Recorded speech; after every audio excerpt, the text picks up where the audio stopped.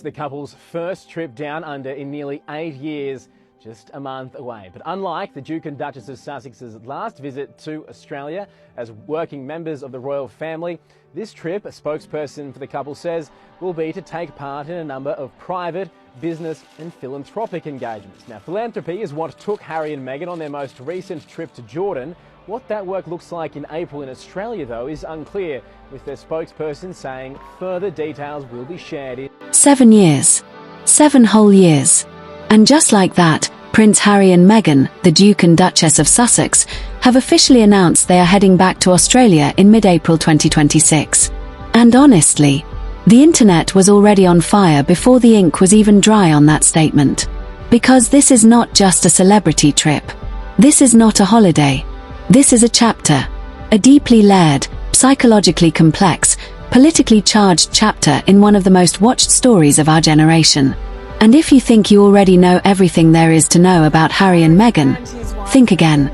Because the Australia story is the one that started it all, and the one that is now coming full circle in the most dramatic way possible. Let us go back. October 2018.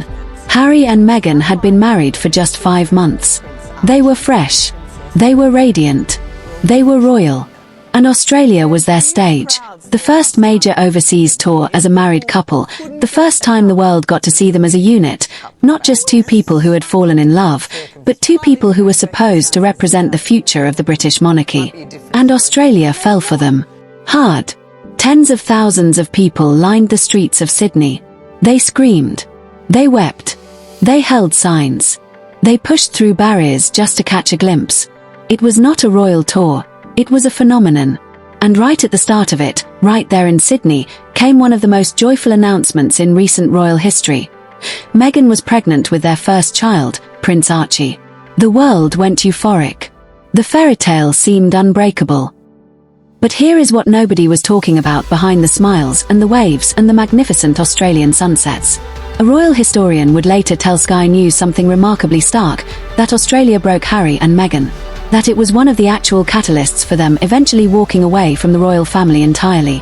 Read that again. The tour that looked like their greatest triumph was secretly one of their greatest wounds. Because what Australia showed Meghan, and what Meghan showed the world, was that she was extraordinary at this. Effortlessly connected to people. Warm, genuine, magnetic. She did not need training. She did not need protocols. She just showed up and people loved her. And that, apparently, was the problem.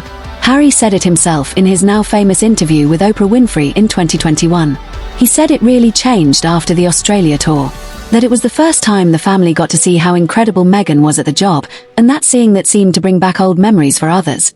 Memories of someone else who had once been loved in exactly the same way.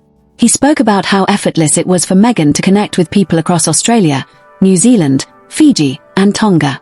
And the implication hung in the air, unspoken but unmistakable, that her brilliance, rather than being celebrated, became a source of tension. Because in an institution built on hierarchy and tradition, an outsider who outshines everyone is rarely made to feel welcome. And so the couple who looked invincible in October 2018 began a quiet unraveling. 18 months after that Pacific tour, they were gone. They stepped back from royal duties. They packed their lives and their son into boxes and moved to California. The palace stripped them of patronages.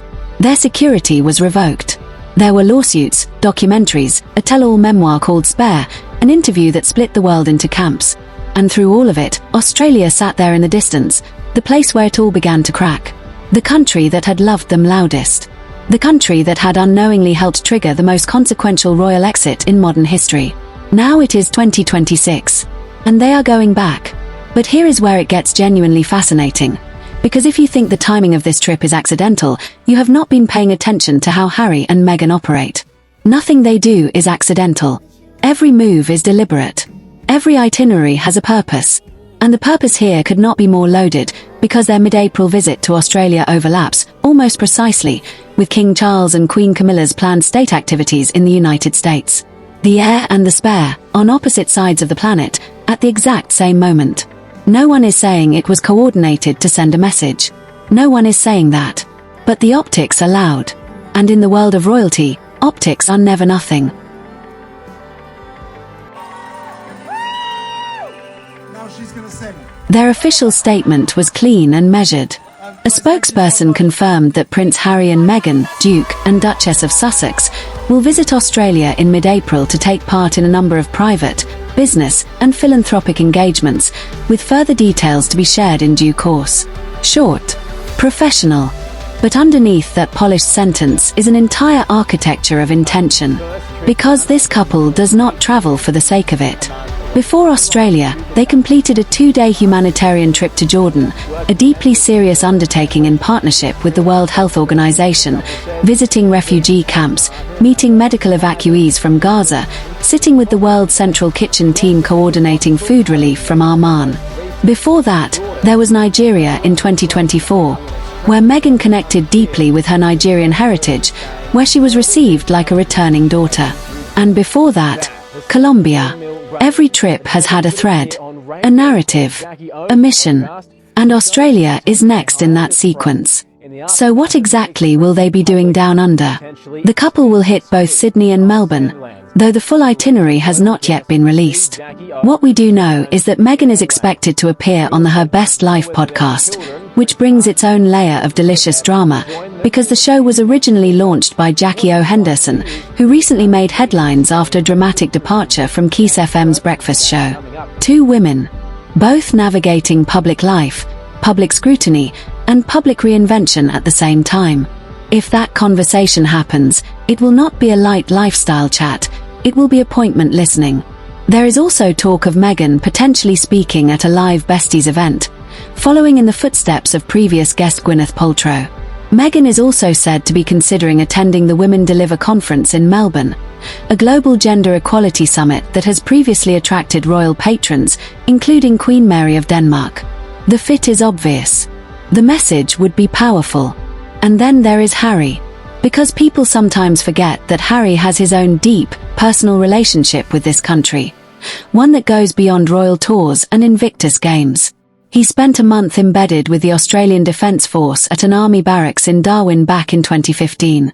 He has spoken openly about working on a farm in rural Queensland, describing those weeks as some of the best of his life.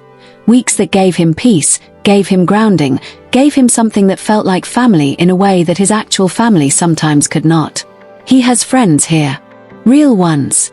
People who knew him before the Netflix deals and the memoirs and the palace feuds. And it is believed he will use this trip to reconnect with Australia's armed forces and veterans communities.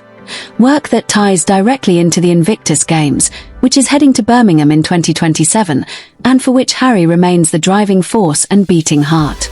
Their children, Archie and Lilibet, will not be joining them. They are staying home in Montecito, California, because of school. And that tells you something important about the nature of this trip. This is work. Strategic, intentional, forward-looking work from two people who have spent the last few years being told they have no purpose, no platform, no relevance outside of the institution they left, and who have spent those same years methodically proving otherwise. Because here is what the critics never quite want to acknowledge. Since leaving the royal family, Harry and Meghan have not collapsed. They have not faded. They have not retreated into Montecito obscurity. Yes, there have been stumbles. The Netflix deal evolved, the Spotify deal ended. Some ventures landed less cleanly than others. But the trajectory has been one of consistent reinvention and genuine impact. Meghan's as ever lifestyle brand generated so much buzz that items sold out almost instantly. Her appearances on the With Love, Meghan Netflix show caused Australian brands she mentioned to crash their own websites with traffic. This is not celebrity tourism. This is influence with commercial and humanitarian weight. And now Australia gets to see that version of them. Not the freshly married working royals who needed palace permission to sneeze. Not the wounded couple who gave the Oprah interview with pain still raw in their eyes. But Harry and Meghan in 2026, settled, purposeful, free. Walking into Sydney and Melbourne on their own terms, with no crown, no protocol, no palace handler standing 3 steps behind them. And the question that now hangs in the Australian air is exactly what was asked in 2018, just from a different angle. Will you love them? Will the tens of thousands who once lined the streets to welcome them as royals now turn out to embrace them as people? Early signs suggest the answer is yes. Australia has always had a complicated relationship with the British monarchy, a nation that held a republic referendum in 1999 that has watched its political leaders call for the removal of Prince Andrew from the line of succession. This is a country that, in many ways, has more appetite for the version of Harry and Meghan that exists now, independent, outspoken, humanitarian, and allergic to aristocratic pretension, than it ever did for the version that wore the crown. And so we arrive at the real story underneath this story, which is not about a celebrity trip. It is about what happens when two people who were told they could not survive without an institution prove, month after month, trip after trip, engagement after engagement, that not only can they survive, but that they are building something genuinely meaningful. Australia in 2018 was the beginning of their breaking. Australia in 2026 might just be the proof of their remaking. Watch this space. Because whatever happens down under next month, one thing is already certain: it will not be boring. And if you know Harry and Meghan, it will be anything but small.